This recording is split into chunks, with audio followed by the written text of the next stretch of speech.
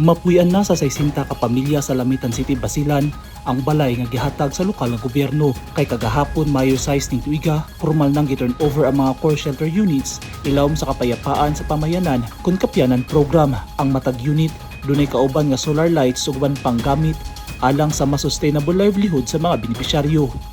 Ang 60 ka balay nahimutang sa 6 ka barangay sa syudad, napulo ka unit sa barangay Luksumbang, 8 ka unit sa barangay Baungos, 12 ka unit sa barangay Singal 2, 5 ka unit sa barangay San Miguel, 20 ka unit sa barangay Lagasan 2 ug 5 ka unit sa barangay Lebu.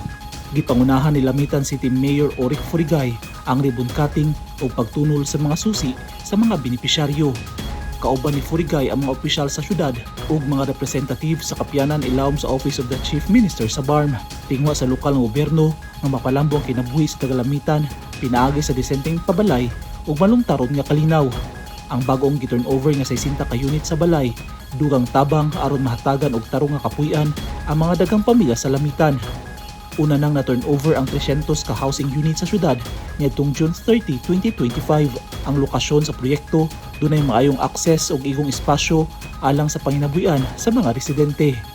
Nakip sa mga benepisyaryo sa housing project ang mga pamilyang biktima sa sunog, mga apektado sa kalamidad ug na-displace nga pamilya tungod sa road widening project. Ang BARM government ang nagpundo sa proyekto. Target sa lokal ng gobyerno nga maka-turn over og 1,000 ka balay sa mga indigent nga residente ay matapos ang tuig 2026. Eugene Hinutan, Newsline Philippines. Stay safe.